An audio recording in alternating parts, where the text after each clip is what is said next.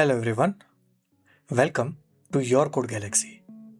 We are starting our Docker tutorial series.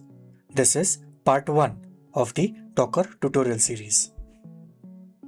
In today's video, we will look at the core concepts of Docker and some basic commands to get you started. Environmental drift is one of the major issues why application deployments fail on different systems. It becomes difficult to maintain the exact same configuration across your development, testing, and production environment.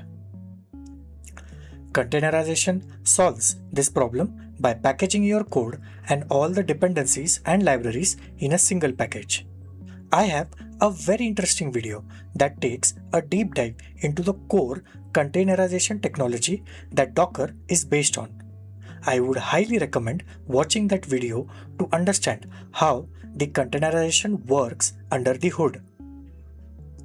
If you like going into deep, geeky details of technology, you would definitely enjoy it. I'll link that video. Now, let's get back to Docker. So, Docker is a tool that implements containerization technology and is made of 3 components. First is the Docker CLI. Docker CLI is the client that users use to send command to the Docker engine. Second component is the Docker Daemon or Docker D. This is the actual engine that manages images, container lifecycle, resource allocation, networking, and storage. And finally, the third component is the Docker Registry. Docker Registry is the centralized storage that manages images, versions of the images, and distributes those images. You will need to install Docker on your machines for this tutorial. So, let's first install Docker on Windows 11. Drop a comment if you would like me to make a video about installing Docker on other operating systems. Hello everyone and welcome to the channel. Today we will be installing Docker on our Windows 11 machine. To begin with, we will first check if there is a version of Docker already installed on our current machine.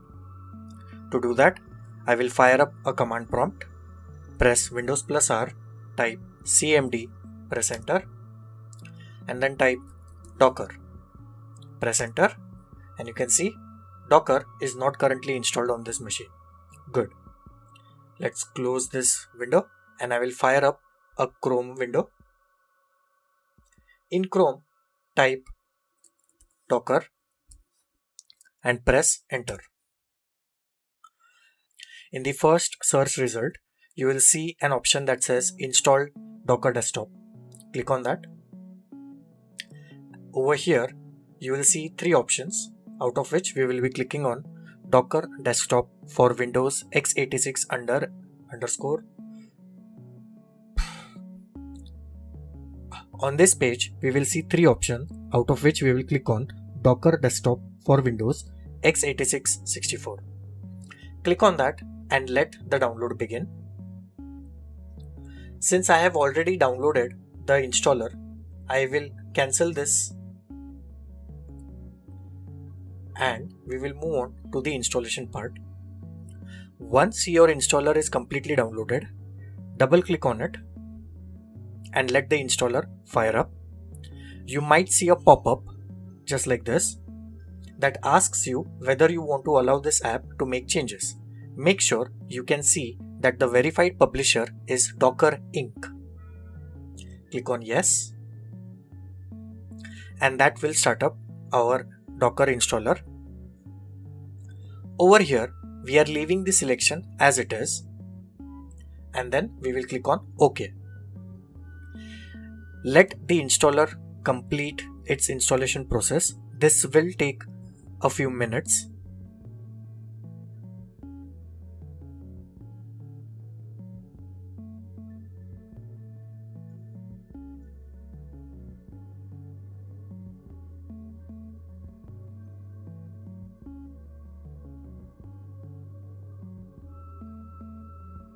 Once the installation is completed, click on close and you will be able to see a new Docker desktop icon on your machine. Let's double click on this icon, and this should fire up our Docker desktop application.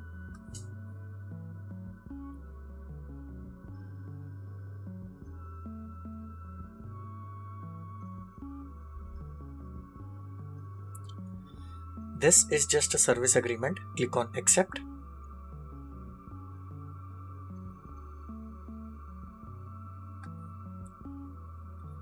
On this window, you can click skip, and we will give Docker desktop a couple of minutes to completely initialize.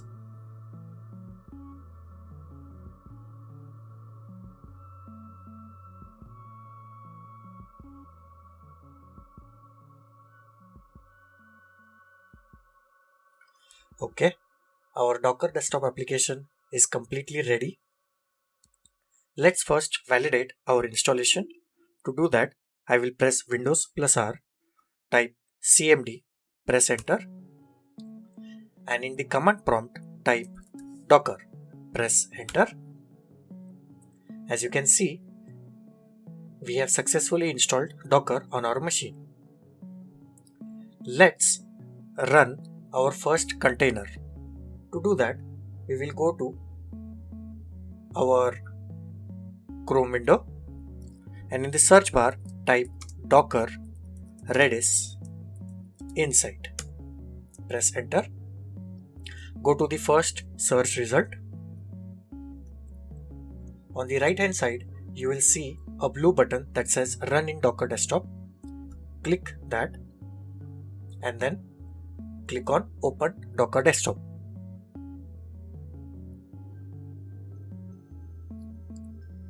It will ask us whether we want to pull and run the image. Click on Confirm.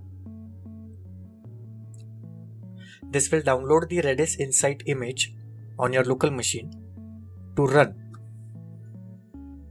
Let's give it a couple of minutes.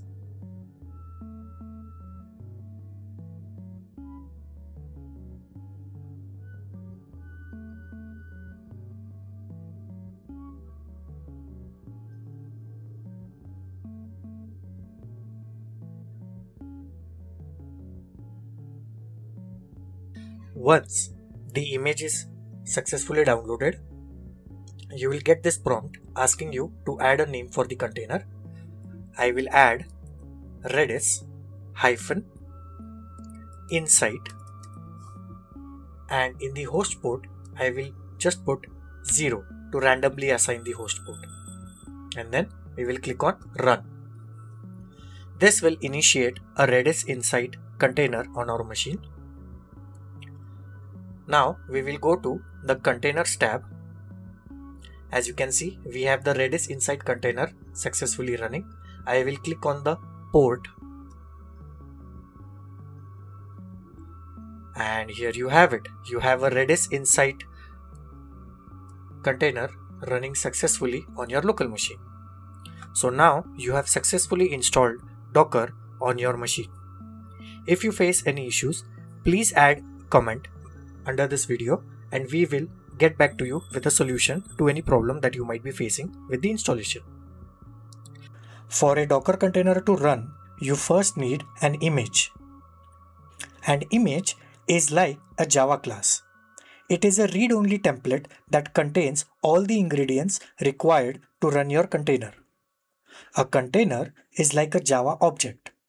Just as an object is created from the class, a container is created from the image. You can create n number of containers from an image and all of them will be exactly identical. A container can be in one of the following states. First one is start. This is when your container is running. Then there is stop. This is when your container has stopped running but is not deleted. The data remains intact. The next state is restart. You can have your container that is currently running to stop and then start running again. The data remains intact in this state. the restart command isn't a very commonly used command. Then there is pause. This is when you want to freeze your container for some time. The data remains intact in this state also. This also is not a very frequently used command. And finally, remove. This completely destroys your container. All the data is lost in this state. Now, let's run our first container. Now that we have Docker installed on our machine, let's run our first container. For that, I will fire up a terminal. And for our demo, I will run a Nginx server. So Nginx server is just a simple web server that listens at a particular port for HTTPS requests. So to run that, we will first write docker run. This is the command that we will run. And for now, we will go with -d because I want to run this container in detached mode. You will see what that means. Then I will give -p because I want to bind a port on my host machine to the port in the container so that I can send HTTPS requests from my host machine inside the container. So I will assign the 8080 port on my host machine and bind it to the 80 port of the container. So generally the format is -p space host port : container port. I will also give it a name. So --name. Let's give it a name web. And then name of the image that we want to run. So we want to run an Nginx server. So I will write Nginx. But I will also add a tag that says Alpine. So basically what I'm doing, I am fetching the Alpine flavor of the Nginx image. There are different types of Nginx images available based on your specific requirements. Alpine gives you the smallest image, the bare bones image, so that it doesn't take up much space. Okay, let's run this. So first, our Docker daemon is checking for the image locally. It did not find it, so it will download it from the Docker registry.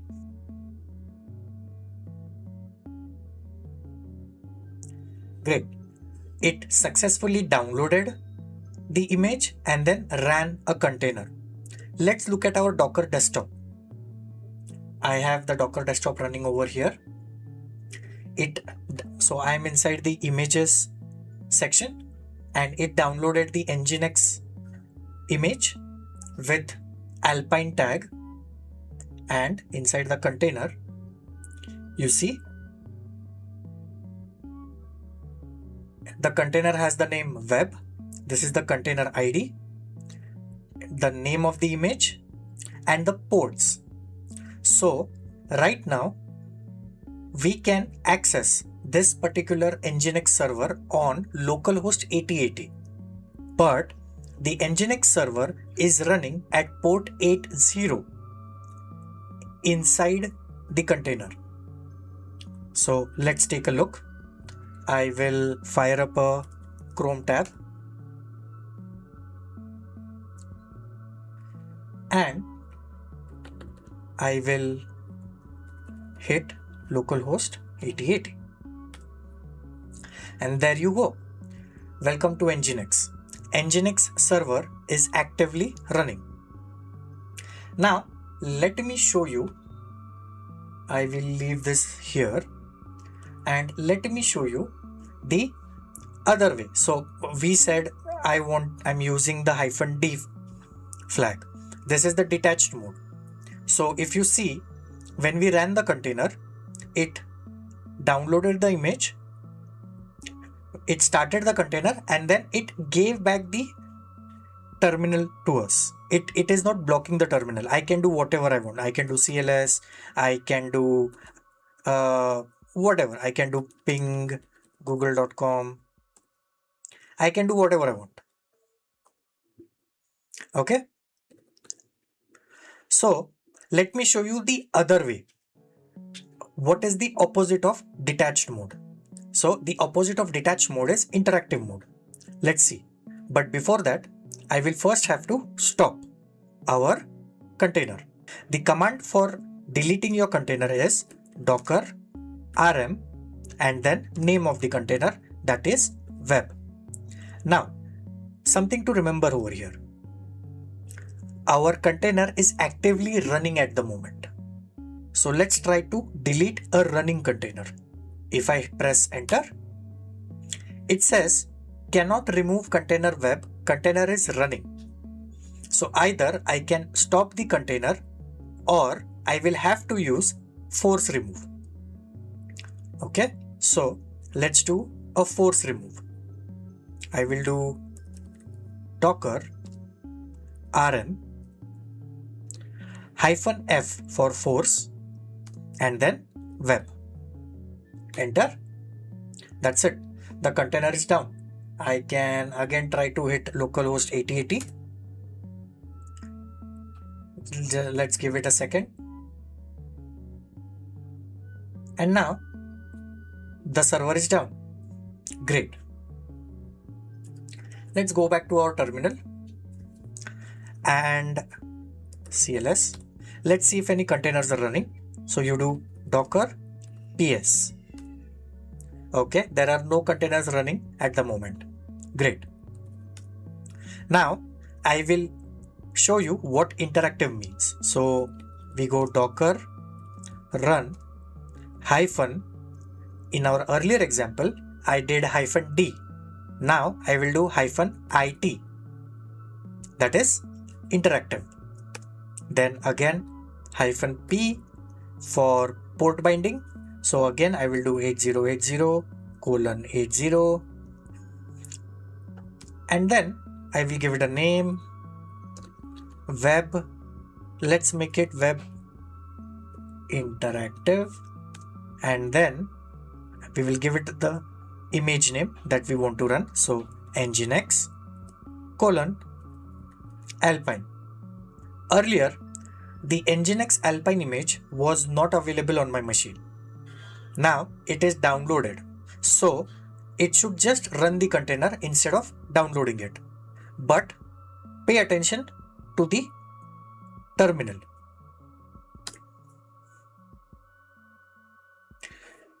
You see, the server is running. I will hit the localhost 8080 again and it's back. But the terminal is blocked. I cannot do anything. I can't run any commands. Nothing is happening. This is the interactive mode.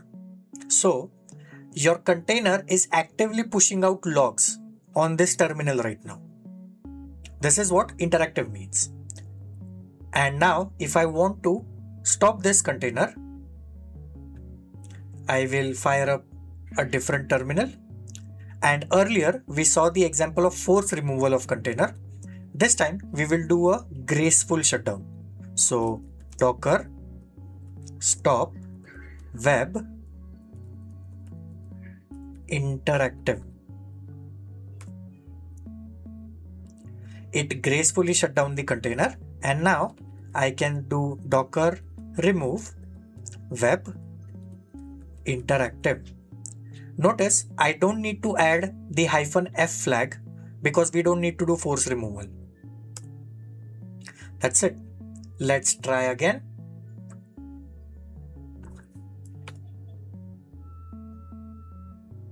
And there you have it. The server is down. So you just ran your first container. And we saw how docker run works, how -d works, how -it works for interactive containers, how -p, which is in small case, works for port binding. I will show you one more example of port binding. So we will do docker -d -p. Now instead of 8080, I will do 5000. And then I will do 80. And then I will give it another name, web-5000. And then Nginx Alpine. Oh, I'm sorry. My bad. I forgot to add run to the command. Okay. Run. Enter. That's it. Now let's try localhost 8080.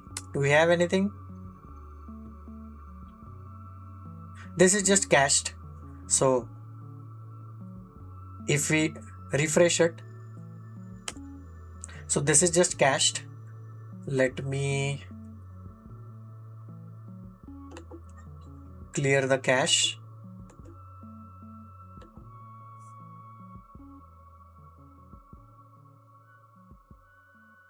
Okay, let's try localhost 8080. I need to clear the cache. Just give me a minute.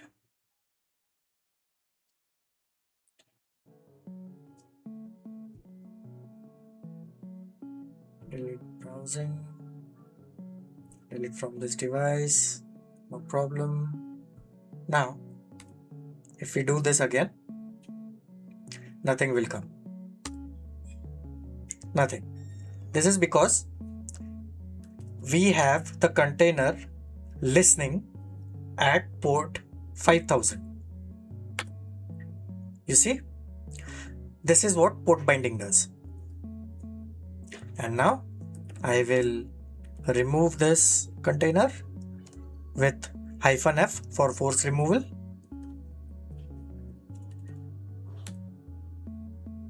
That's it. There you have it. You just ran your first container with interactive flags, port binding, giving the name to the container, and also selecting the specific tag of the image from which you want to run the container. Now that we have run our first container, we will now look at creating our own images. To create images, we need a Dockerfile. A Dockerfile is a central blueprint for building your custom images. It is what transforms your code into a self-contained, portable container environment. The core philosophy of Docker images is immutable infrastructure. This means once an image is built, you never change the container running from it. Instead of patching a running container to fix a bug or add a feature, you rebuild the entire image from an updated Dockerfile and then replace the old container with a new one. This ensures consistency and makes rollbacks trivial. There are 7 major commands in a Dockerfile. Those are from, work directory, copy, add, run, cmd, and entry point. Let's understand each of them in detail. The from command. This command sets the base image of your build. A base image is simply a pre-built snapshot of a folder structure that is to be used as a starting point. This folder structure provides the file system of your container environment. It will have folders like bin, etc, or user, and supporting files. The second thing that the base image provides is a package manager. A package manager is just a tool that downloads, installs, or removes a software package on your system.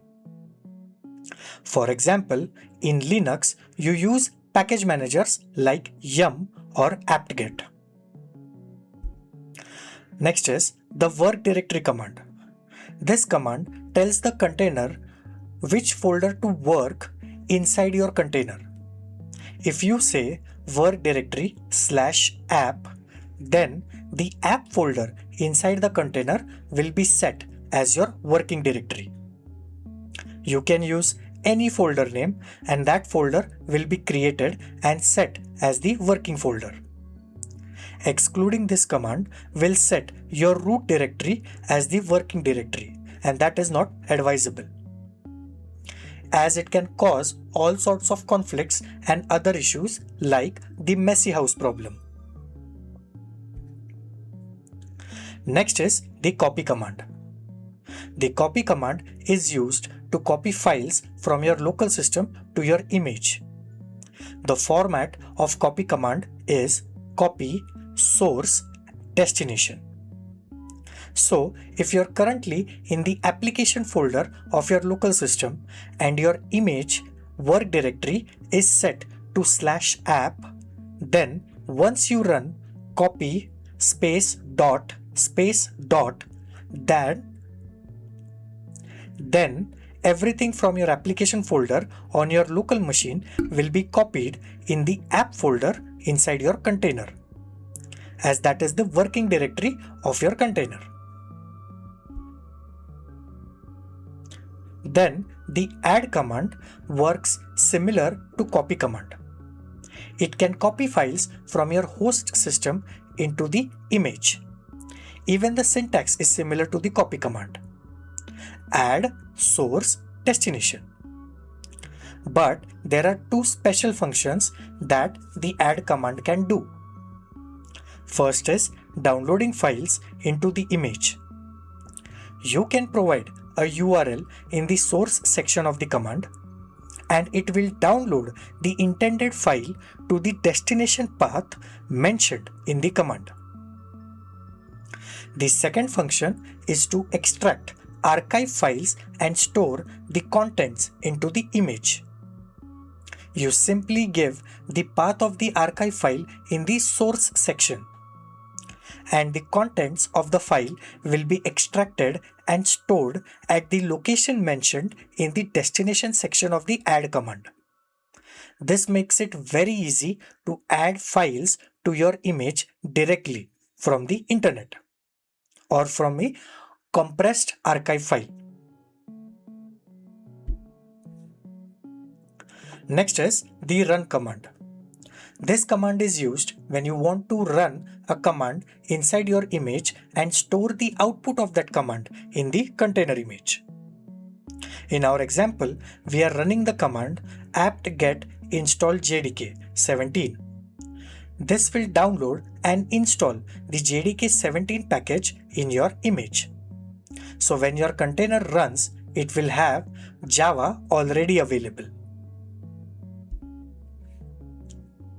The CMD command is a special type of command. CMD is used to define the default command or argument for a command that is to be run when the container starts. However, you can override the command mentioned in the CMD block by supplying the alternative command when you run the docker run command. So in our example, we have Java main test1 in our CMD section. So when the container runs, this is the command that will be run by default. But if you want to run test2 instead of test1, you will have to give the complete Java main test2 string as an argument to your docker run command. This will override the CMD block completely.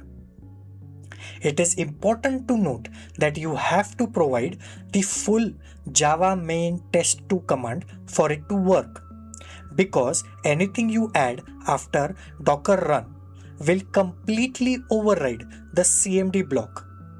So if you provided just the test2 string after docker run, your entire CMD block will be overridden by just the text test2, and your application won't run. We will take a look at this during demo. Finally, entry point. Entry point is another important component of a Dockerfile. This is like the CMD component but more rigid. You can also add a CMD block with the entry point block to provide arguments to your runtime command. So in our example, we have Java main in our entry point section and test1 in our CMD section. When the container starts, it runs Java main test1, combining both entry point and CMD sections. But as we know, we can override the CMD block. So in the docker run command, I attach test2 argument. This overrides the test1 in CMD block. Now Java run test2. Java main test2 is run. As you can see, the entry point block remains unchanged. Let's take a look at a demo and understand Dockerfile more clearly. So far, we have been running containers through pre-built images. Now, we will make our own image. For that, I have a very simple static web page. I'll show you. This is a simple static HTML page, which currently we are viewing directly from our file system. But I want to serve this page through the Nginx server. How do we do that? First, let's do it by using the direct command. I will go back to my folder. I will open a terminal. And as we know, for running a container, we use docker run -d for detach mode, -p for port binding. I am binding port 8080 of my system to port 80 of the container. I will give it a name as web, and then I will use -v. This is for volume. We will learn about volumes as we go further. And in this, I will do dollar brackets pwd space colon space, no space, /user /share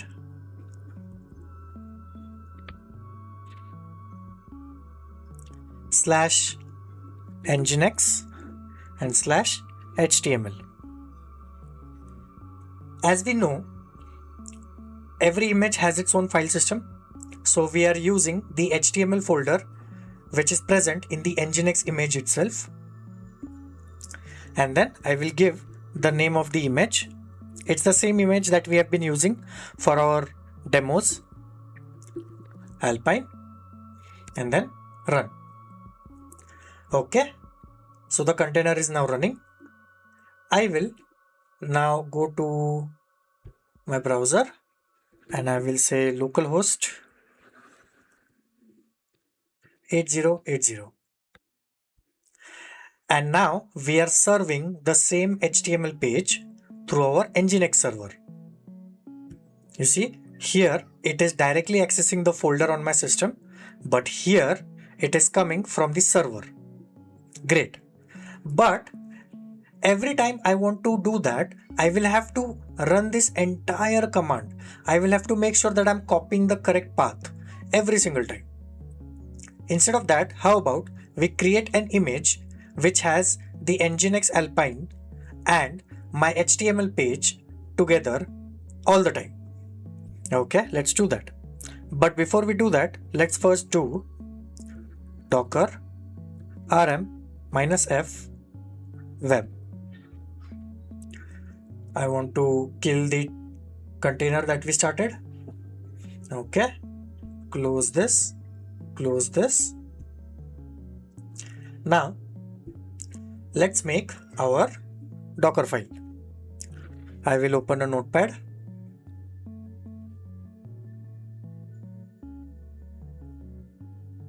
We saw to create our Dockerfile, we need a few commands.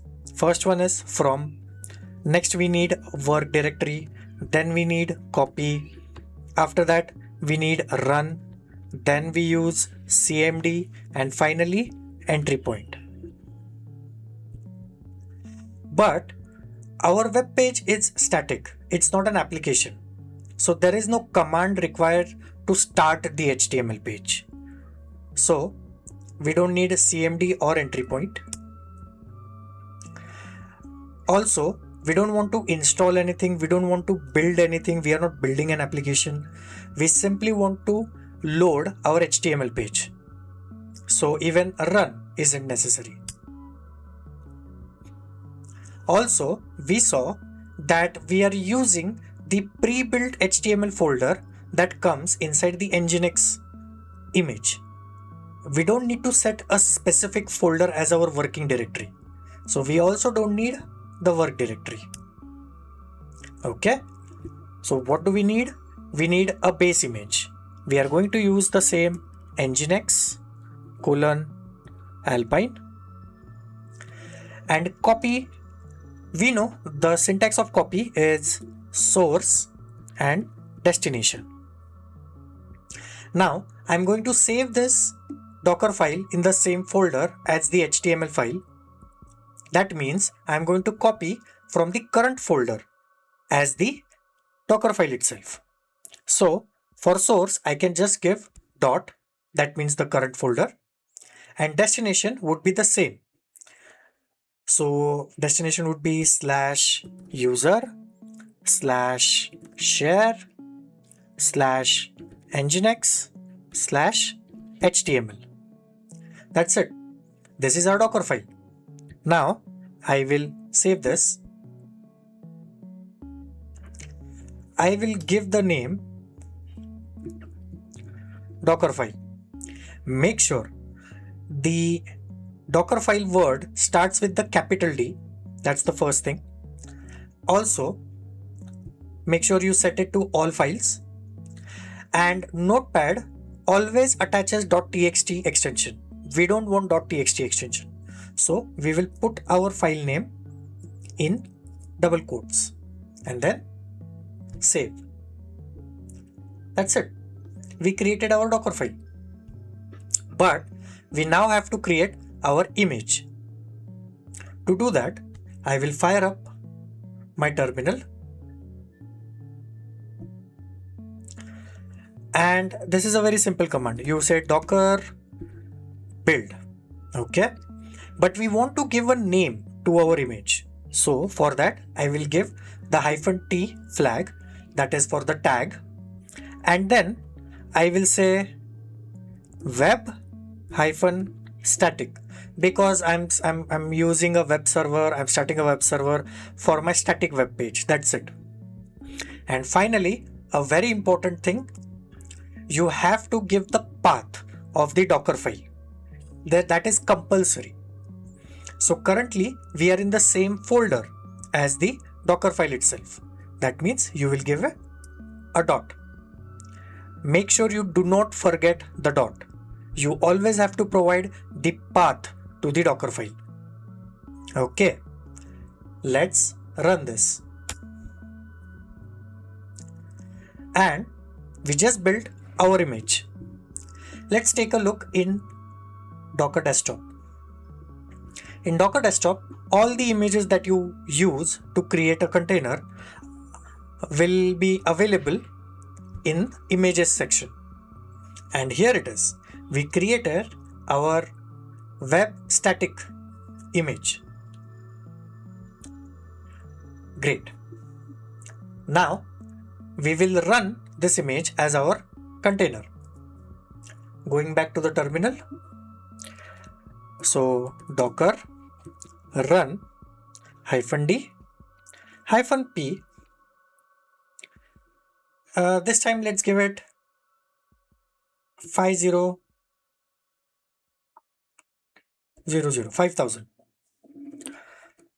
:80. Instead of 8080, I'm using 5000. And then I will give it a name,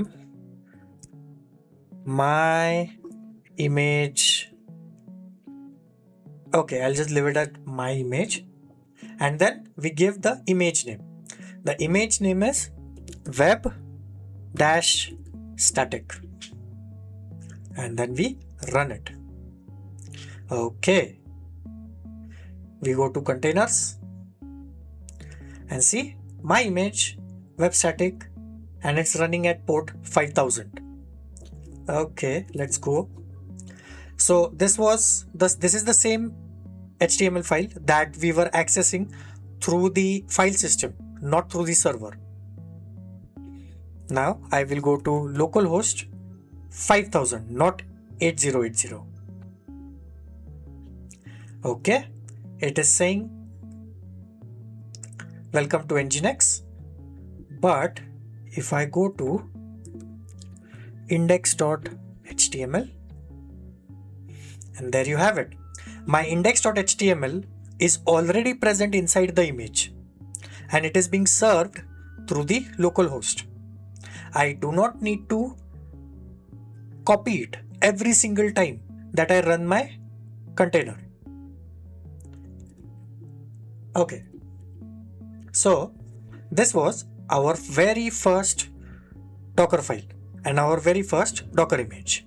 In the previous demo, we ran our first container using our own image, but that was a simple Nginx server that was serving a very plain HTML file.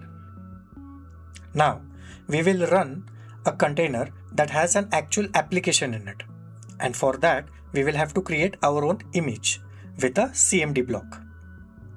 Let's take a look at the application.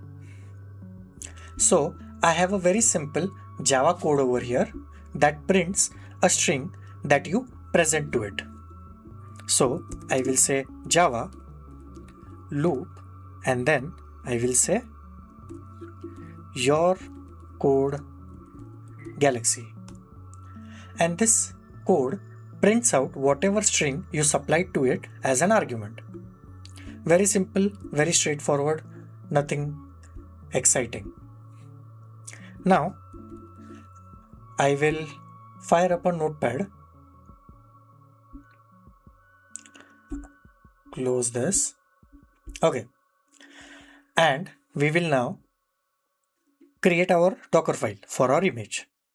We know we have to start with from, then we need a working directory, then we have to copy our code, then we need to build our code, and then we have to run our application. For that I will add a CMD block.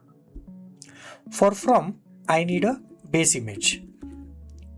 The base image has to be Java and it has to be of Alpine flavor, and I'm looking for version 17 of Java. Okay, how do I find the name of the base image? It's very simple. I'll fire up a Chrome tab. Over there I will say Alpine Java. You see this Docker Hub link? Click on that. Now here you will find all the versions of the Alpine Java base image. Let's go to tags, and I want 17. So we have all these different versions of Java 17. So the name of the image is alpine/java, and the tag that we are going to use is 17-JDK. Okay, let's add that base image. So the name was alpine/java : 17-JDK. This is our base image. Work directory, I'll set it as your code galaxy. In the copy section, I want to copy my .java file into my work directory. Then I will build my Java code using the javac command, and then finally I want to run the application. So the application command is going to be Java loop, and then string I'm going to provide your code galaxy. Now we need to add the CMD block into square brackets. So I will surround this with square bracket and then add each word in quotes.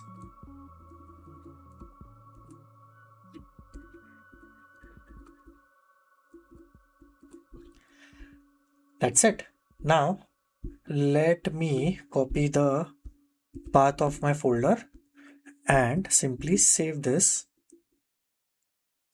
Okay, Dockerfile. I'm going to add quotes to this because Notepad likes to attach .txt to everything, and make sure the D is capital and the name is in quotes, and then I'll say save. Let's build our image. So we know the command to build an image is docker build -t.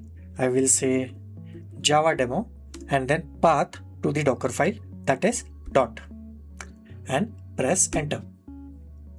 Let the image build. So now we will run the command, that is to run the container. I will say docker run -it because if you remember, my Java code is printing on the console itself. So let's keep it open and then I will give it name as Java 1 and then we say Java demo.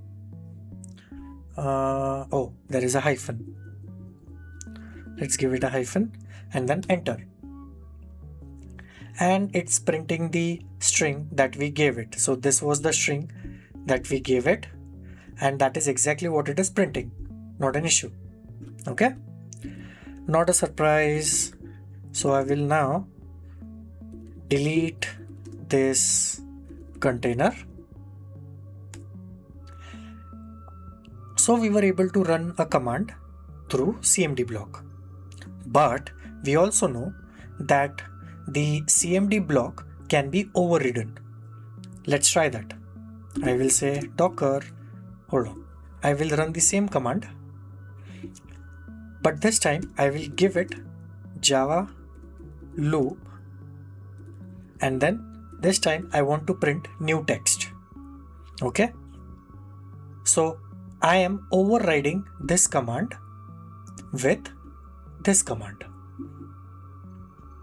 Okay, cool. Enter,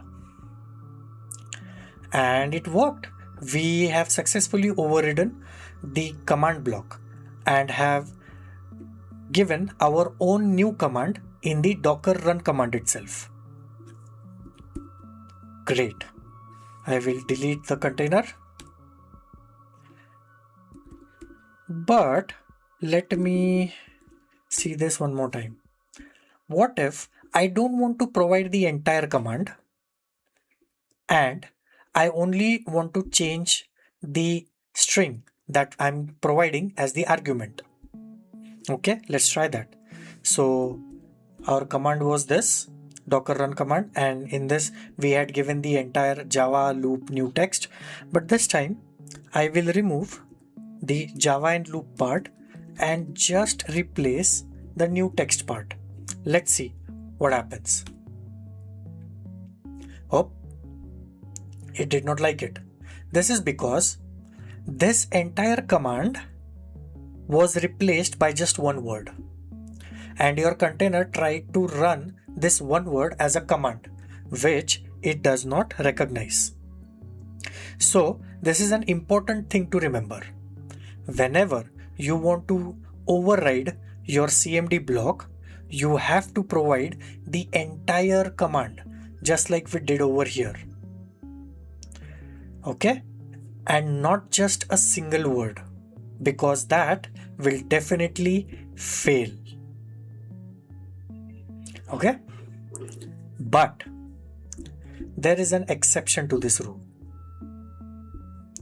I will show you. Here I have a simple node application that returns a text message once you hit the port 3000 on localhost. I will show you. I will say cat server.js, and it simply sends a response that says hello from Dockerized node. Nothing special over here. I will show you how this works. Server.js, and let's see what happens on port 3000. Okay, it is giving out the simple text message in JSON format. Okay, but I also have a server-2.js, and this one says this is the other server. Okay, so what I'm going to do, I'm going to package both server.js and server2.js in my image and then run both of them from the image. Let's see how that works. I will show you the Dockerfile that I had created for this. It is the same. I have a from base image. I have a work directory that I'm setting. I am copying the package files. I am installing my packages, node modules. Then I'm copying my code. And then finally, I am giving the command node server.js, which is what we ran over here. So I'll show you. So this was the command that we ran, and this is the exact command that I'm providing over here. Nothing special. Let's build this image -t node demo and then dot for the path of the Dockerfile.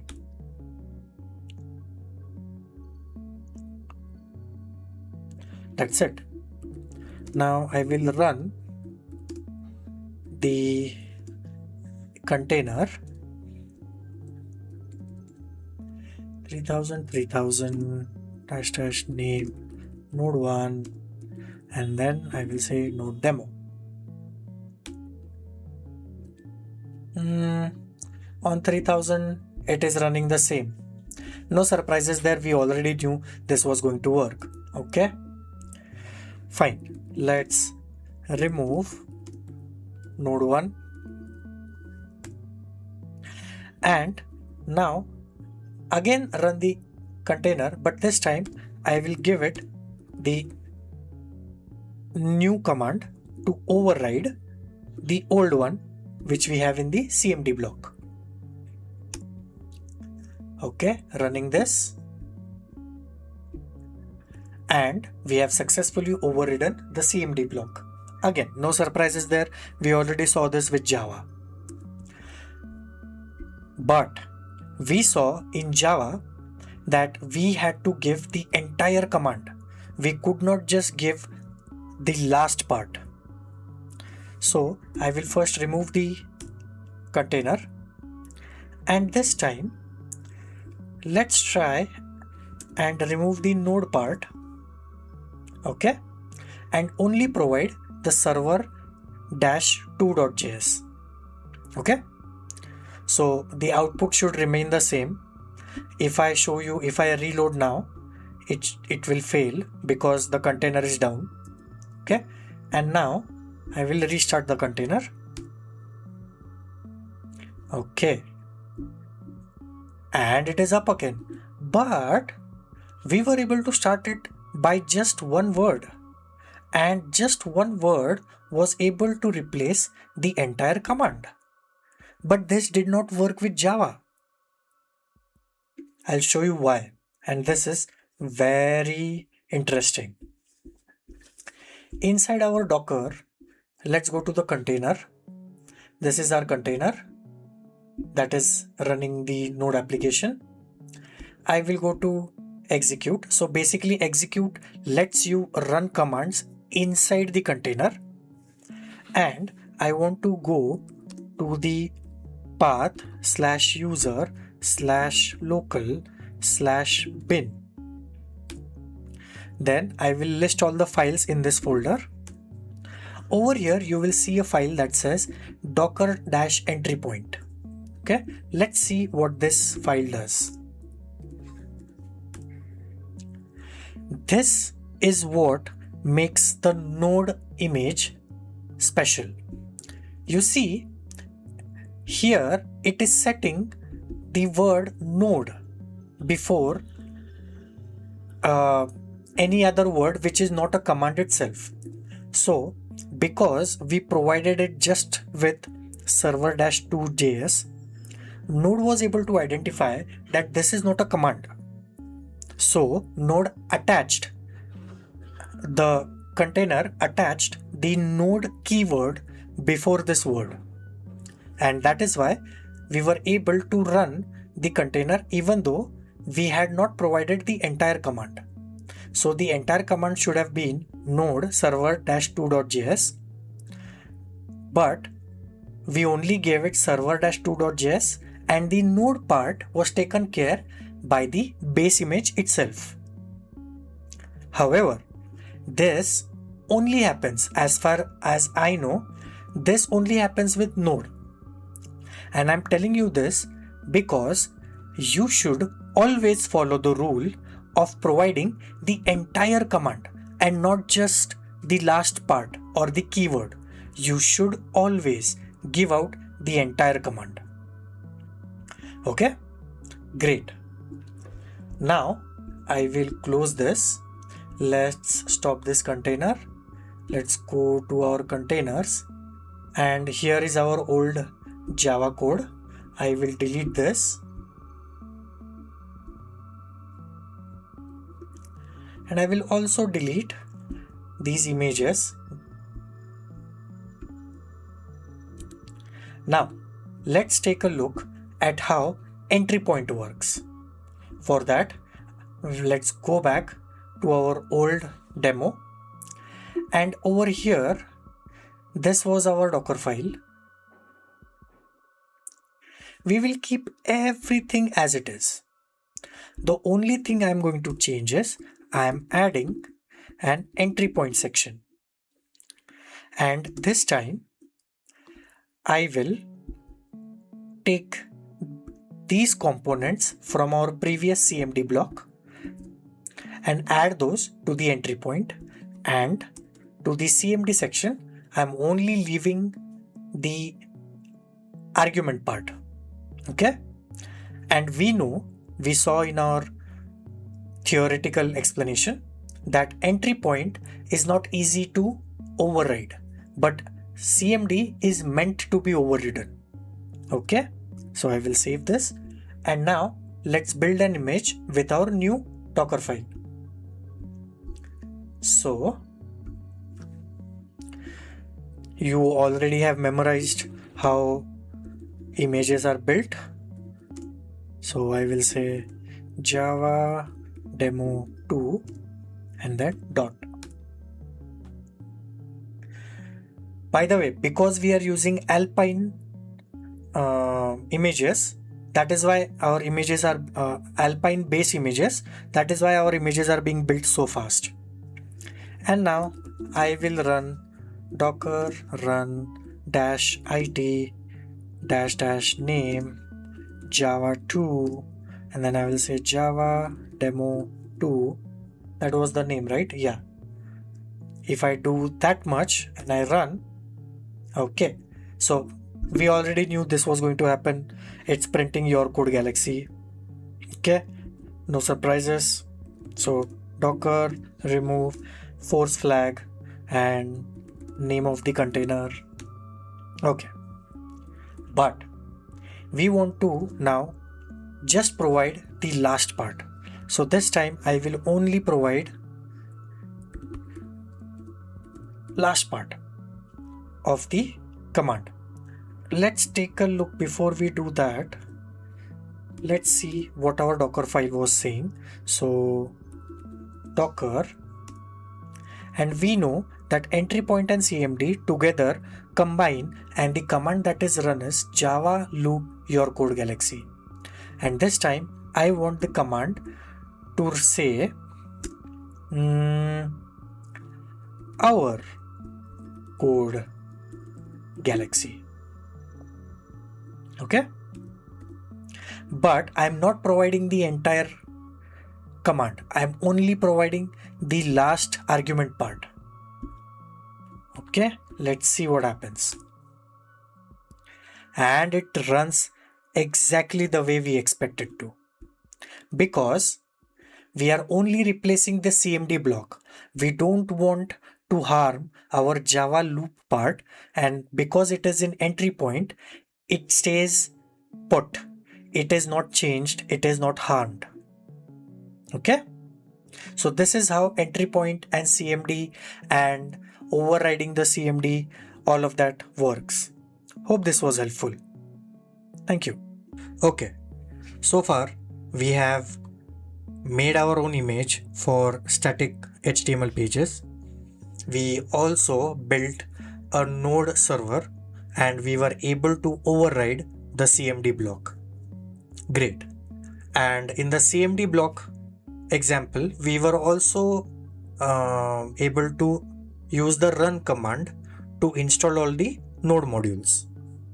Okay, now let's take a look at how the add block works. So for that, I have again three very basic HTML files. Very basic, absolutely nothing. And this is very similar to our example that we did earlier. So what I'll do is I will simply run docker run. I will serve those HTML pages through Nginx server, the way we did in our earlier example. -d -p 8080:80. This is like by heart to me by now. Now I'll give it a name, static 2, and then we know how to copy things. So my HTML files are inside the assets folder inside my current directory. So what I will do is I will use the dollar bracket pwd command, then I'll use slash assets to colon slash user slash share slash nginx slash html, and then I will use our nginx colon alpine image. Okay, looks good. Okay. Oh, I must have deleted the nginx image. No problem. It will download it quickly, and already done. The container is up and running. Localhost 8080. Okay. I was too lazy to delete the cache. Okay, so now it is showing the index page. Okay, and if we go inside over here, we have the index page, we have the contact, and we have the about.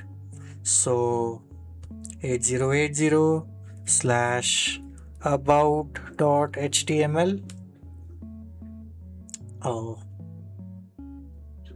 8080 slash about.html. Okay, about page, and then we also have a contact page. So these are three like very basic HTML pages just for demo purposes. Okay, so yeah, Nginx is serving it. Cool, great. What's the big deal about it?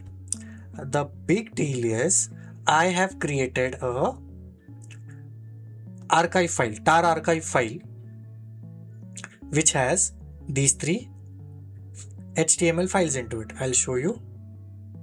I say exactly the same, and we will once more. So first of all, I will just remove this -f static 2.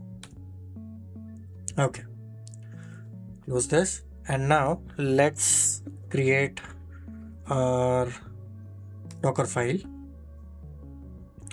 And the most important thing that I want to show you all over here is how the add command works. Okay, again we need a base image. We do have something to copy. Okay, we do have something to copy, but we don't just want to copy it, we also want the tar file to be extracted. And we know that copy doesn't do it, but we know that add does it. So add will definitely do the extraction part, and it's the same as copy, so source and destination. So I'll show you. So we have source and destination. Okay, the source is assets.tar.gz and destination is the same, user slash share slash nginx slash html. Okay, and we are going to use the same nginx colon alpine base image. Okay, since we are just using very simple HTML pages, like static pages, there is no need for run command. Okay, and also there is no need for cmd, nor there is any need for entry point. Okay, very simple.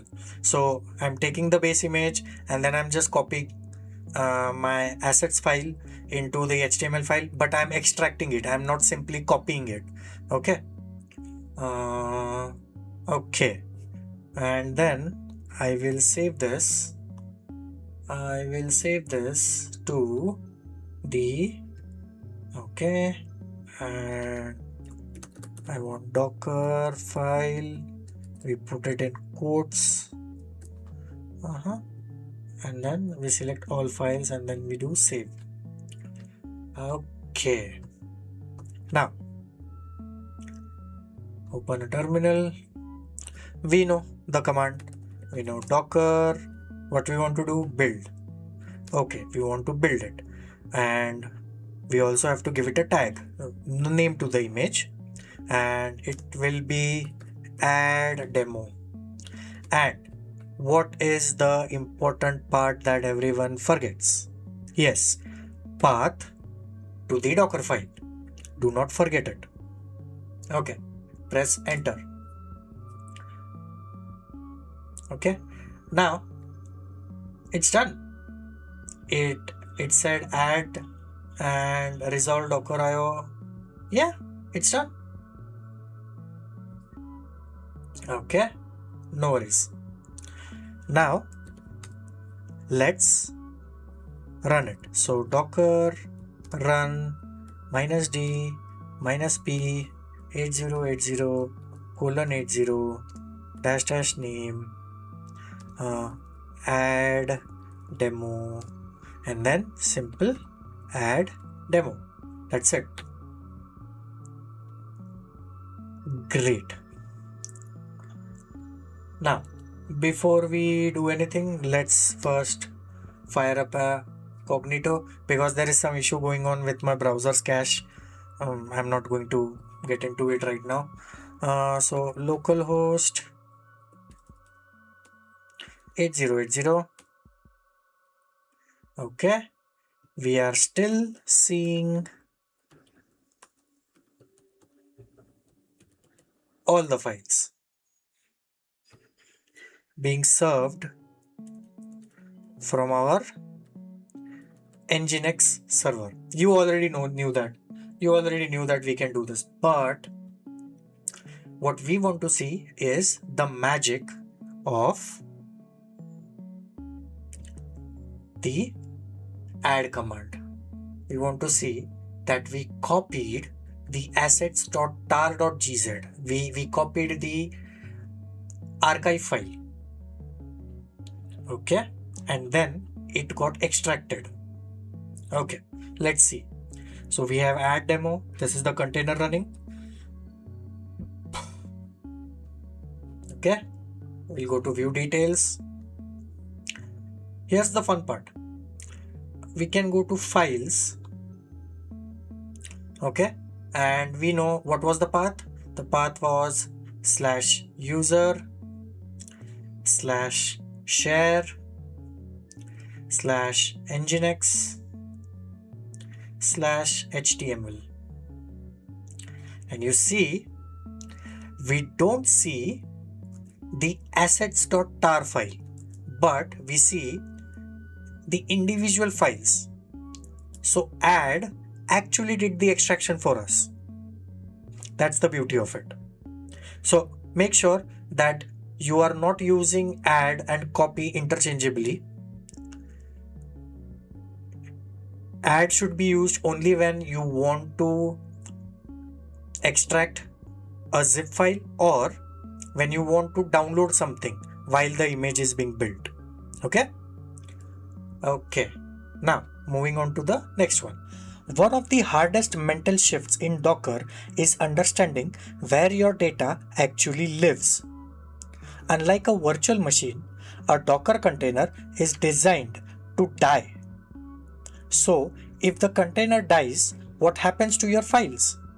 Let's look at the 4 scenarios. First, we have the default mode, which I call the trap. By default, containers are ephemeral, that is temporary. Everything you write inside a container, logs, database entries, file uploads, live in a temporary writable layer. If you delete this container, that layer dissolves. The data is gone forever. So you should never trust a container to hold your data. So how do we make data immortal? We use volumes. Think of a volume as a secure vault managed entirely by Docker. It sits outside the container's lifecycle. You can kill the container, delete it, or upgrade it. The volume stays safe on your hard drive. When you start a new container, you just plug in this vault.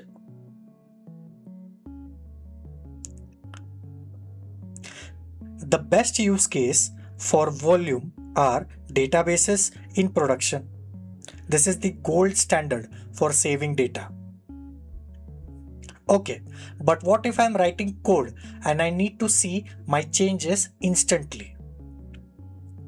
Volumes are hidden by Docker. Bind mounts are different. They open a direct portal between your laptop's file system and the container. If I edit index.html on my desktop, it instantly updates inside the container. I don't need to rebuild the image. The best use case for this is development. This is how we get the hot reloading to work on containers. And finally, what if you have secrets that should never touch the hard drive? TempFS stands for Temporary File System. It creates a storage purely in RAM. It is incredibly fast, but it is volatile. The moment the container stops or the power is cut and the data vanishes instantly. The best use case for this is storing sensitive API keys, passwords, or high-speed temporary calculations. So, to recap, if you do nothing, you lose the data. If you need the data to survive, use a volume. If you need to edit code or other files, use bind mount. And finally, if you need speed and security, use tempfs. Let's take a look at a demo. Okay, So far, we have seen how to run containers, how to create images, how to copy files, how to run commands, how to run your application, and how to extract a file. Okay, now one of the most important facts about Docker is data persisting. Okay, as we saw, there are different types of data persistence techniques. So first, we will look at volumes. Okay. So for that, let me close my old terminals and I will fire up a new one. Okay. So we will start a Redis database. Okay. And what better way to show the importance of storing data other than a database? That's great. So for that, I will say docker run -d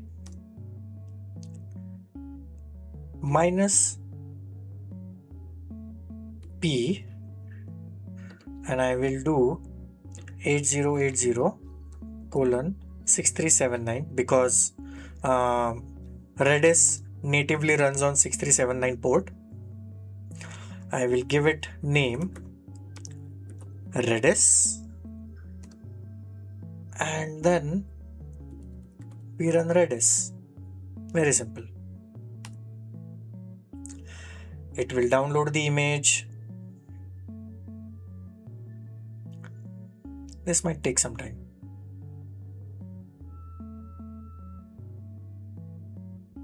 Okay, so Redis is running on port 8080. Cool.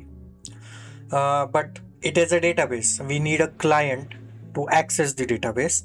So for that, I will run docker run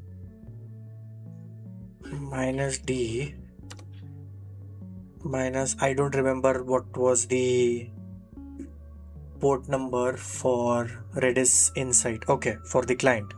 So capital P. Okay. One quick thing. We have been using -p and we have been mapping our localhost port to the container port. You can do that when you know which container port the application inside the container is going to be running on.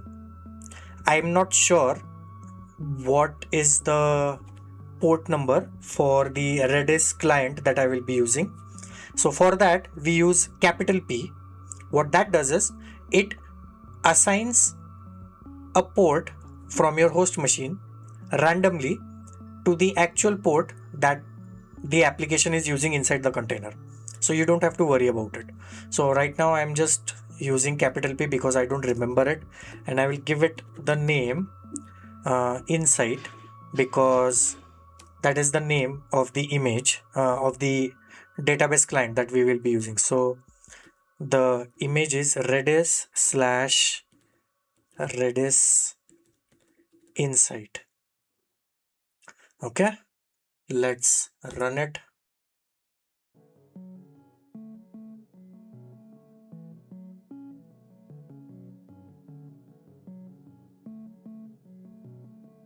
Okay, so we have two containers running. One is our database and another is our database client. Great. I will go to the okay.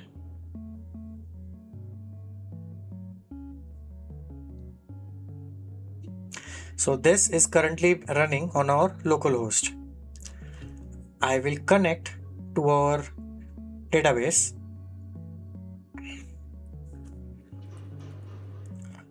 and here we will be using host.docker.internal, and here I will be using port 8080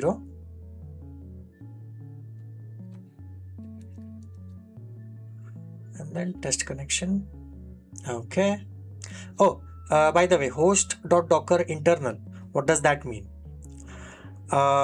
Your database client is running inside a container.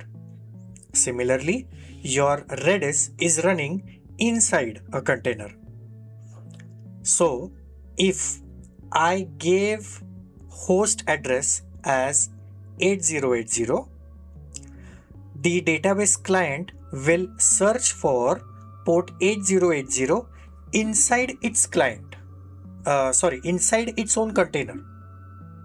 But we don't want the client to search inside its container. We want it to search for the 8080 port on the host machine. And then what this tells it is, instead of looking inside the container, go to the shared network and then connect to the host port 8080. Okay, we have our database over here. I will click this. Now I will add a key. Let's say I'm adding string. So key name is name. I will say your code galaxy. Okay, no worries. Okay, so this is a database. The key is name. The key is name and the value is your code galaxy. Okay, let's add one more. I will go to string. I will enter the key name, address, and I will say India. Okay, so I have name, your code galaxy, I have address, India. Cool, no worries, all nice. Okay, now let's shut down the database for now. I will shut down the database. Okay, and I will also delete this. Okay, now let's run the Redis database container one more time. Okay, so exactly the same command. The name of the container is going to be the same. The port mapping is going to be the exact same. So everything is same. Okay. Okay, let's go back to database. I will one time, let's verify if the connection is fine. Okay, connection is fine. If I go inside, you see, key with this name does not exist. The data is not there. If I refresh this, it's actually empty. That means we lost our data. Okay, let's solve this problem. I will F Redis. I will remove this. Now, this is what we are going to do. We will create a volume. Okay, so let's create a volume. Docker volume create my volume. Okay, we created my volume. Now I will attach this my volume to my Redis database. So docker run same -d -p 8080 :6379 find the same command. Wait, let's do the same command. Okay, this is exactly the same command. The only change that we are going to do is I'll do -v my volume :/data. That's it. Okay, we have attached our volume. We go back to our databases. We hit refresh.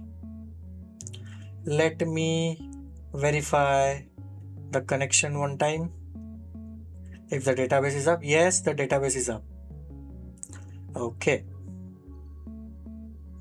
And we will do the same thing. I will say string. I will say country. I will say India. Okay. I will say string. I will say name. I will say your code galaxy. Cool. I have my country and I have my name. Great. Now let's take the database away. So first I will do docker stop. Just let me refresh this once so that Redis is a in-memory database, so it doesn't immediately write to the storage. It writes to its memory RAM first, and periodically it unloads the RAM into the actual storage. So that is the reason why we are not directly deleting the Redis container. We are stopping it and then we will be deleting it. So this is basically called a graceful shutdown. So I am saying docker stop Redis. Okay, and now I will say docker rm Redis. Notice we have already stopped the container, so we don't need to use the -f force flag. Okay, we will go and check. Okay, only my client is there, database client, but the database is gone. Cool. Now let's run the Redis container one more time, and we are attaching the same volume. Okay, this is up. I'll go to the database. Let's first verify the connection. Connection is perfect. We go to Redis and the data is still there. This is why we use volume. Even after your container was gone, the data actually persisted, it stayed. And I will show you a very fun thing. As we discussed, volumes and bind mounts are essentially internally same. Both use storage on your host machine, but volume is basically managed storage. So Docker takes care of everything, storing the data and everything, and attaching and everything. In bind mounts, you have to manage your storage and folder and everything. Okay, let me show you this data, where this data is actually. So we will go here. So you will, since you have installed Docker, you will have this Linux WSL section. Inside there, you can go to, I forget, was it in mount? Host. Hold on, I'm trying to remember. Where was it?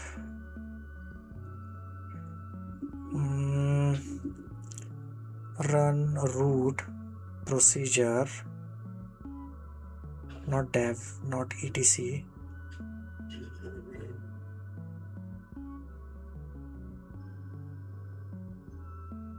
Not here, not lib. Is it in media? No.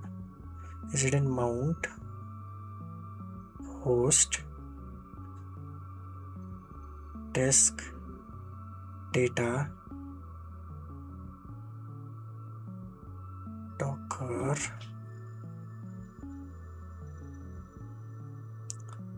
volumes, and my volumes. Okay, so this is the path. Disk, this is where, and this is where the data is. Dump.rdb, Redis database file. Okay, hope this was useful. On to the next demo. Okay, so in our last demo, we saw how volumes work. Now, let's take a look at bind mounts. Bind mounts are basically a portal that you have from your host machine to your container. So you can hot swap files on the fly to and from the container without having to stop the container. Okay, I'll show you how that works. Okay, so for our example, I am going to use this HTML file. Again, static file, nothing special about this. This is a very plain HTML file. Cool. Now, if you remember, for our volumes, for our volume demo, we use the -v flag. Even here, we use the same flag. The difference is when you give name of a volume, then a volume is created for you. But when you give the name of a folder, path of a folder, then it is treated as bind mount. And I'll show you how that works. So you already know, since we have a static HTML file, we are going to use Nginx and we are going to serve the file through the Nginx server. Okay, let's do that. You all must be like very familiar with this by now. So we do docker run -d -p 8080:80. Then we do name. I say bind mount, just giving a name to the container. Now, before I give the name of the image, I will first use the -v flag. Then, if you remember, I have been using this quite a bit. pwd. So the current folder, same, /user /share /nginx /html, and finally we give it the image name that we want to run. So nginx alpine. Pretty standard, you already know, and we have already done this 100 times. I go to localhost 8080, localhost 8080. Fine, you all know this was going to happen. Version 1 initial commit, and it is being served from 8080. But let's take a look at the container.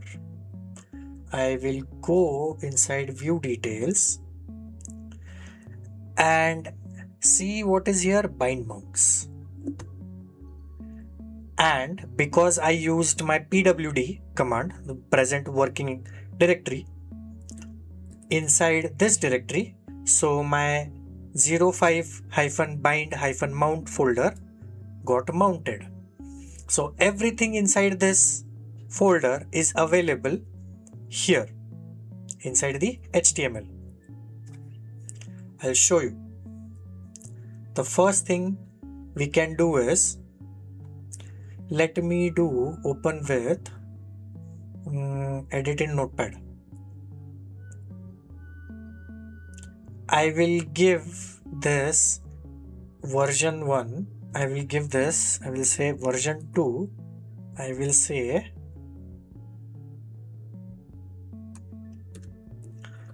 updated version, and then we save it.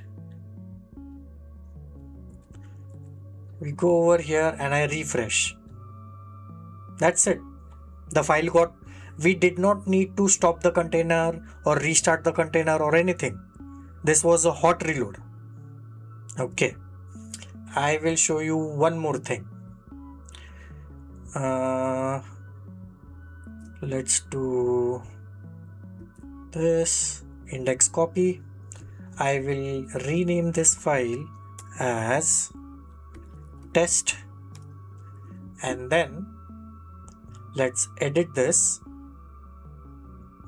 and I will say version 3, totally different file, and let's give it a color red. What the hell. And now I will go to test.html. But I'm sorry for this, for burning your eyes, but you get the point. Version 3, totally different file. Okay, I'll take it. I'm so sorry for that. UI design is not my forte, but yeah. So this is how we are able to hot load. So we have a portal, we have a live portal inside the container. I can send files into a running container, and also if the container is generating any data, any files, we can have that data be stored into that folder, and we can just copy it into our host machine. So this is how bind mounts work. Hope this was helpful.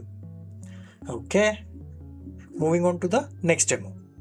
Now let's talk about networking in Docker. Containers run in their own network namespace. What this means is every container has its own set of ports. When you run an application inside a container, it connects to a port inside the container. This is the reason why we use the -p flag whenever we run a container. It is important to map that container port to a port on your host machine. Otherwise, your application will be running inside an island, not connected to anything. But what about inter-container communication? What if we want containers to be able to connect to each other? This is where the bridge network comes into play. Let's take a look. By default, all your containers connect to the default Docker bridge network. Every container connects to this network automatically. This is the simplest network, which creates a virtual switch called Docker 0. Containers attached to this can communicate with each other and the outside world. The bridge network does allow communication between containers, but it is not very easy. You have to use specific container IPs. The IPs of the containers are dynamic, so you have to keep mapping them again and again. This is why we use user-defined bridge networks. User-defined bridge networks are essential as they automatically handle DNS resolution. This allows containers to find each other and talk to each other by service name. Example, a web service container can connect to a database service by simply calling DB instead of an IP address. Let's take a look at a demo. Okay, let's take a look at Docker network. We all know we can ping certain web server, so I can ping google.com. So Google is up and this is the response I get. No worries. I want to do that with the Nginx server. So I will run an Nginx server locally. So docker run -d -p 8080:80 --name web, and then I will give the name nginx:alpine. Okay, looks good. Okay, let's see if my server is running. I will go to localhost 8080, and yeah, my Nginx server is up and running. Now I want my another container to connect to my Nginx server container. To do that, what I will do is I will say docker run -d -it, because we want to ping. Docker run /it -it, and then --name, let's call it pinger. Yeah, I'm very good with names. Pinger. And I will just take the alpine and I'll say ping web, because that's the name we gave here, web. Let's see if this works. Okay, so it is downloading the image.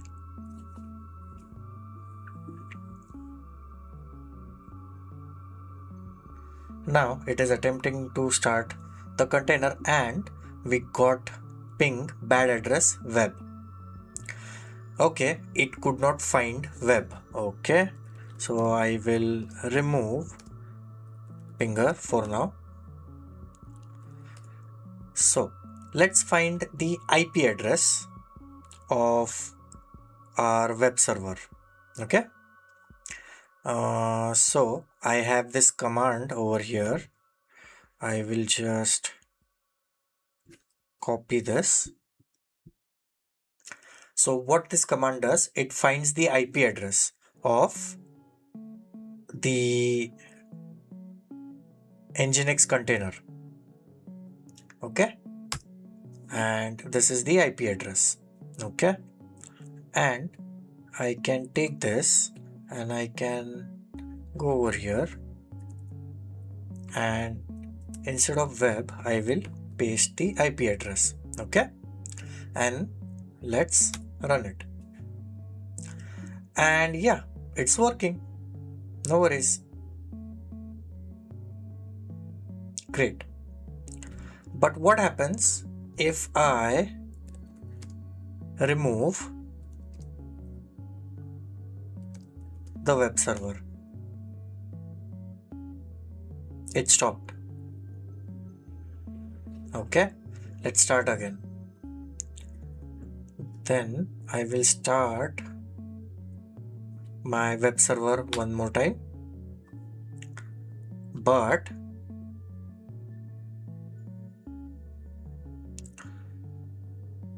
okay, we are able to run this again. But it was our luck, because again it used the same IP address. It won't usually use the same IP address. So let me try this again. -f web, docker rm -f web, and instead of web, let's give this maybe something that it will somehow find a different IP address. Okay,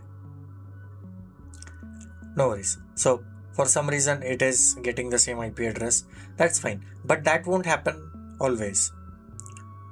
If I go for another web3, let's say,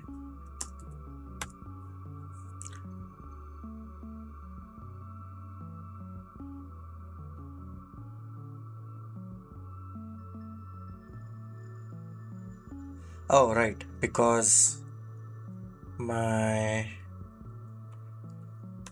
port is occupied, so 8086.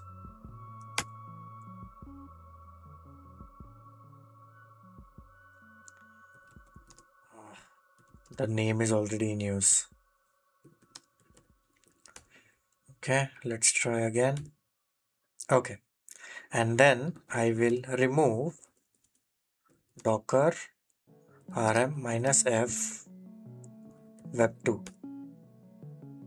Okay, see, now this has stopped.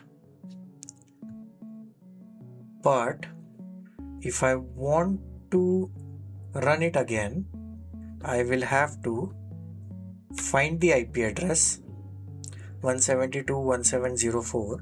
I will have to stop this. Okay, this is stopped. I will have to remove the container -f pinger, and I will have to give it the new IP address, and then it starts again.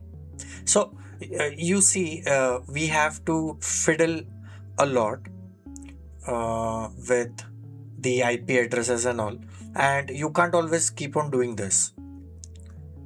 So there is a and you have to run this command to get the IP address. Even that is not easy. I had to keep this command handy because no one can memorize this. So -f web3. Okay, let's take a look if everything is closed. Okay, no more containers running. Fine. So what we will do is, because we read about the local DNS service that we get when we create our own user network, we will make use of that. So what we can do is docker network create, let's say, mynet. Okay, I created a network. Let's see, docker network ls. Okay, bridge host mynet. Fine, this is our network. Cool. Now what I will do is I will again run our nginx web server, but this time I will add a network to it. So I will say network, and that will be mynet.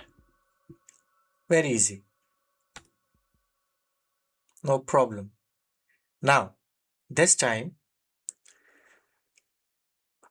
I'm sorry, I also forgot to show you one more thing. So let me remove this -f web. Okay. So -p is for our use. So when we want to access the container from my host and get into the container, that is when we use -p. We don't need to use -p when we are not directly going to talk to the server, but let's just keep it that way.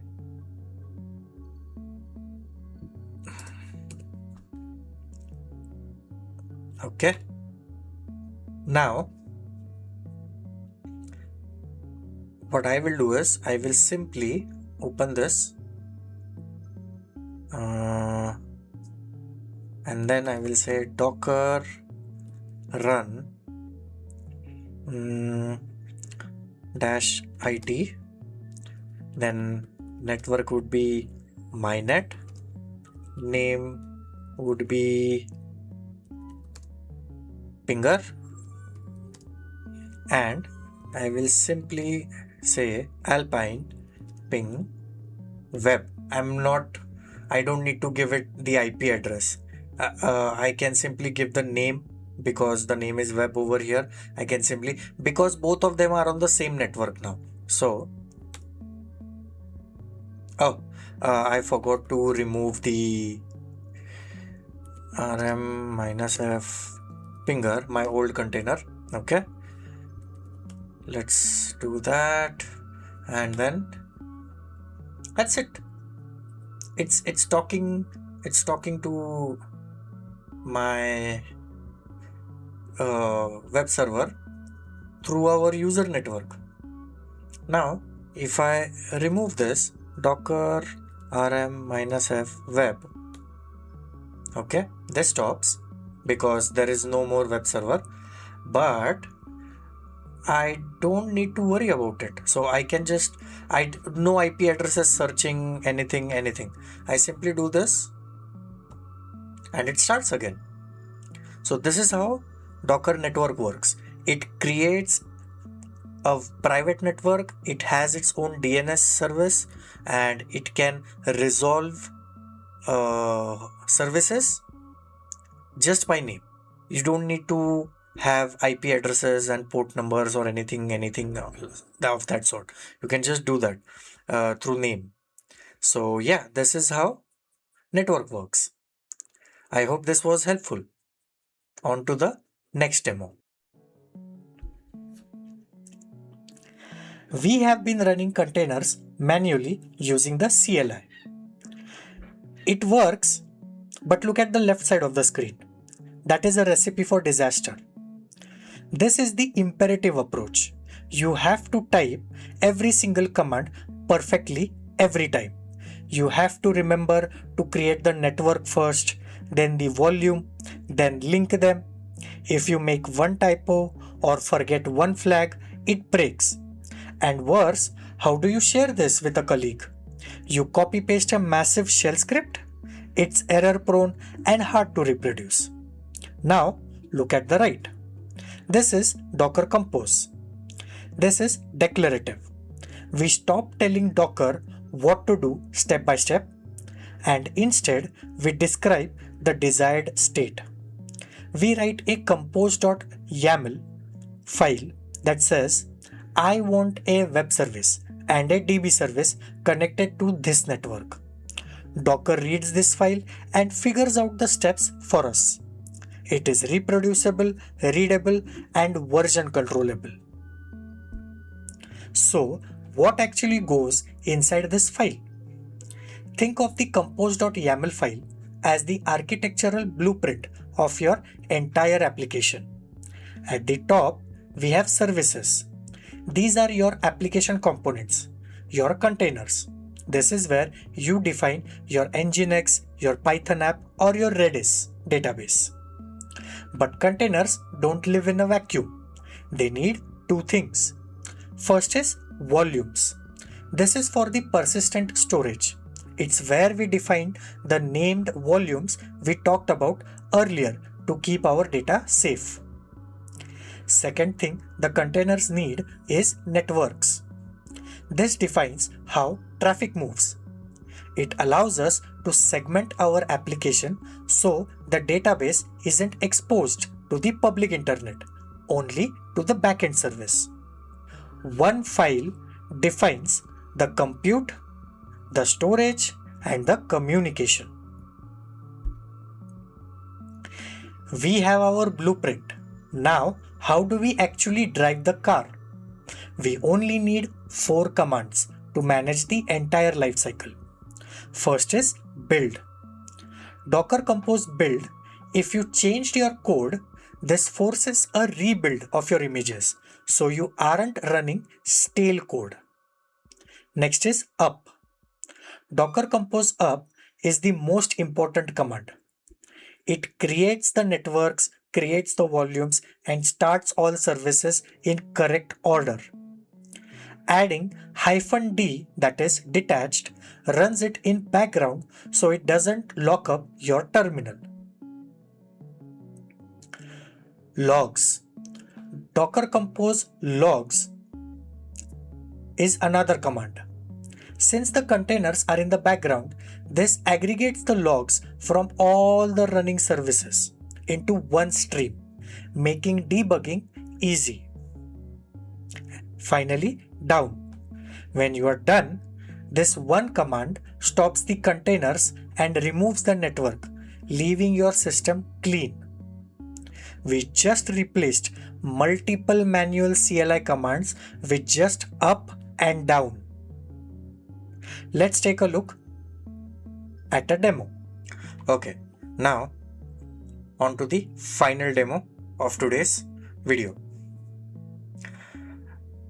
I have a very simple Python application over here that basically counts. Hold on, I'm just closing this. I was just testing this before we connected.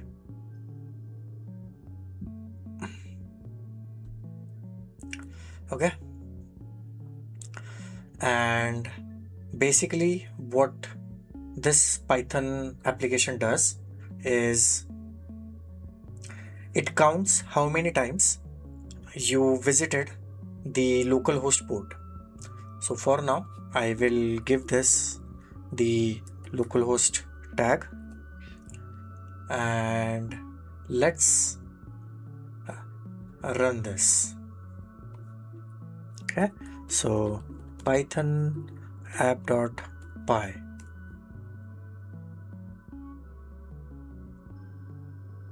Okay, application is up. Let's open it in the browser and let's give it a minute.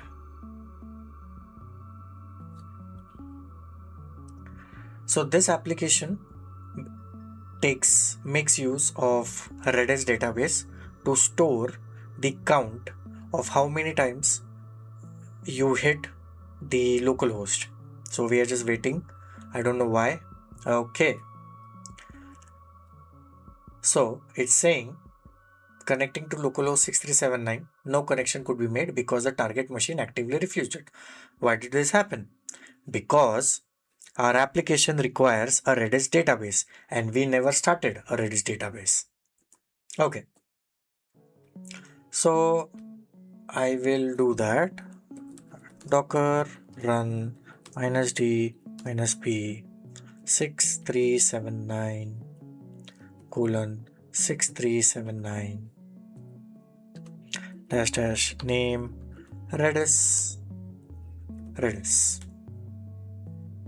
Okay, now things should be better. Okay, the application is responding now and I am counting how many times I am hitting the localhost. That's cool. But what happens if I remove my Redis? Okay, and restart again. Now our last count is 12. It went to 1. We lost it. Oh, I forgot to attach a volume. So you see the problem here. We had to follow a very specific sequence in which first the Redis database server had to be started. Then we have to make sure that volume is attached to our database. And then after that, we want to run our application. Okay. We know that this problem can be solved through orchestration. Orchestration is basically a way of making sure that all the multiple containers that are running are started in the right sequence and also with the right configuration. And because we are keeping everything in a single compose.yaml file, there is no room for error. It always does the same thing again and again without any issue. So I had already created this Dockerfile. We are already familiar with Dockerfile by now. We have the base image, that is our from block. Then we have our work directory. Then we have copy. After that, we have run because we want to install our dependencies. And after that, we are copying our application code. Our application code. And finally, we have the cmd command. Very simple, very straightforward. Now let's take a look at the compose.yaml file. Here we are first defining services. We are defining web and Redis. We are ensuring that if the image is not available, it builds, and the path to Dockerfile is the current folder because the same folder in which compose.yaml file is present. We are binding the ports at 8080 to 5000.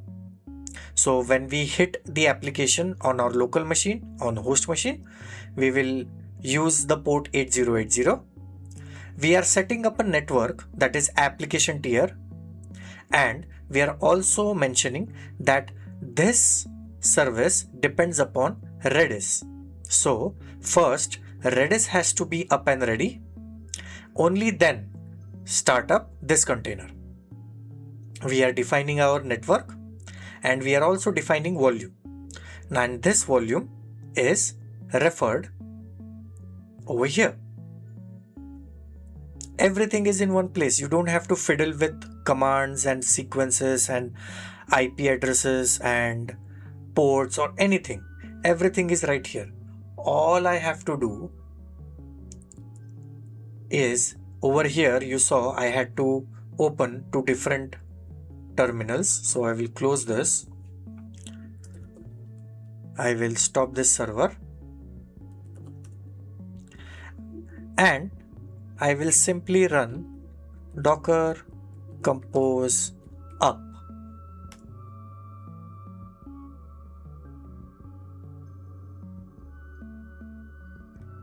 That's it.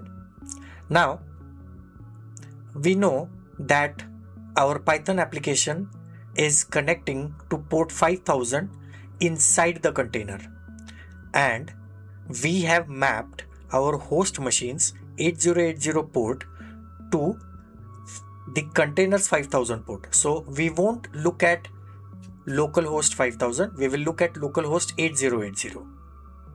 Okay, let's go over here at 8080.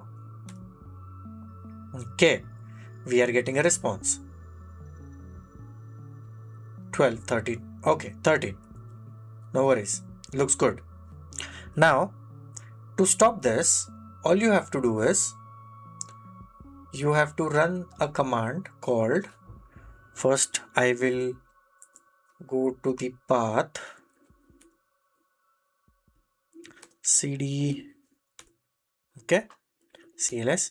Now I have to simply do docker compose down. So to start the containers, you say docker compose up. To stop the containers, you say docker compose down. And that's it. It stopped. Okay. Let's take a look over here, and over here also it has stopped. Exit code 0. Database saved on disk. Okay. Now let's try again. Docker compose up. Again, no need to remember any ports, any IP addresses, volume attachments, nothing. I simply ran the command docker compose up. Everything is here. And Our last count was 13. I hit refresh, it's 14. That means our data is also intact. We haven't lost our data. This is the beauty of Docker Compose. This is the beauty of orchestration. Later on, in coming videos, we will look at Swarm and Kubernetes. Those are also orchestration techniques on a very large scale. But this is basically how it starts. This is how you are able to align containers together, and you don't have to maintain the sequences. You don't have to remember the IP addresses. You don't have to remember the network name. You don't have to remember the port number or name of the volume, or to attach the volume. You don't have to remember anything. You just write it once in a declarative way, and that's it. It's done. That's the beauty of orchestration. I hope this was helpful. Now back to the lecture. So we just finished the core concepts of Docker. We were able to run our first container. We were able to build our own image. We were able to define which commands to be run and how to execute them. We were able to override those commands. We created our own network. We enabled our containers to talk to each other. We were able to persist the data that was created inside the container. And finally, we orchestrated our entire container architecture with just using Docker Compose. And this is just the beginning. We will now moving on to the next level of Docker. Till then, stay tuned and subscribe so that you don't miss the part 2 of our Docker series. Thank you and take care.